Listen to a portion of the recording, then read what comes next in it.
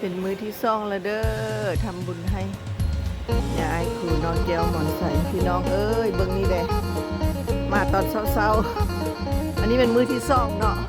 ผู้ใดก็กลับไปบ้านมันมืดแล้วว่าอันไล่เดียวเบิ่งนี่แม่ตุ้นก็ยังได้ดูดผมให้เบิ่งนี่ ดูดผมซอยเด้อตอนเช้าของวันเช้าเด้อนี่เด้อเบิ่งนี่ไอพี่เด้อกับลูกก็กลัวทางนอกไอพี่เด้อก็ดูดทางในเบิ่งนี่อันนี้มันทางเงินขวเด้อผู้ใจบุญเนาะผู้มีบุญพี่นี่ขันบ่เฮ็ดเดี๋ยวนี้บ่ได้แต่ละมือต้องเฮ็ดเดี๋ยวนี้เด้อพี่น้องเด้อผู้ได้มาทำบุญทำทานอยู่ทางวัดมาร์เก็ตก็ได้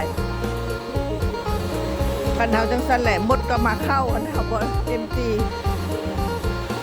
เทสแคนกับดูดผมอาหารการกินตกบางนี้เด้ฉะนั้นแม่ตูนอายุ80กว่าปีแล้วเพิ่นก็ซอยเฮาเต็มที่กราบขอบพระเดชพระคุณให้อยู่ดีมีแฮงเด้อแม่เด้อเฮงๆรวยๆเฮงรวยๆอยู่ดีมีแฮงสุขภาพแข็งแรงซอยลูกซอยหลานมั่นคงมั่นยืนอันนี้ก็เก็บอันนี้ก็เมียนคือกันหั่นอันนี้ทั้งพ่อทั้งลูกเด้นี่นะคนสิมาเด้ต้องทำความสะอาดให้งามๆเพิ่นสิบ่ได้ติการทำบุญทำทานเนาะ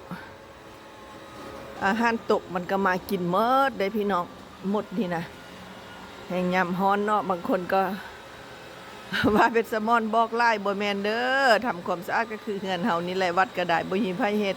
เราต้องเฮ็ดเองนี่แม่ผู้ใจบุญ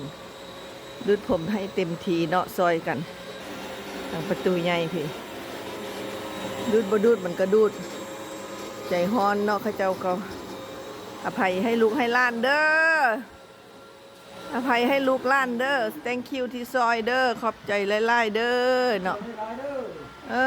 ขอบใจหลายๆผลต้องเอาไปทอกต้องดูดต้องทอกอยู่เสาๆเพราะมันสั่นมันบ่ดูดหมดเด้พี่ทางแม่ขวานนึ่งข้าวกันนึ่งอยู่เต็มทีพี่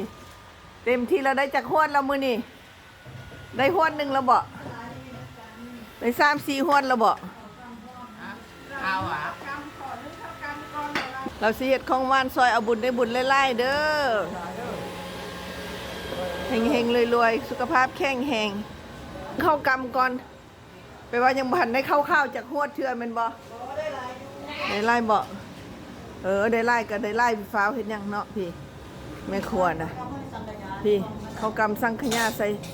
ใส่บาตรนี่โอ้ยเต็มทีเลยให้ได้บุญหลายๆให้เจ็บให้ปวดซะเลยสาธุสมพรเด้อมาให้โชคให้ลาภเพิ่นเด้อผู้จะได้รับผลบุญนี่ก็ได้เต็มทีอันนี้เศร้าๆอยู่เด้ออันนี้นะอยู่เด้อยังบ่ฮอด7 โมงเช้าเด้อพี่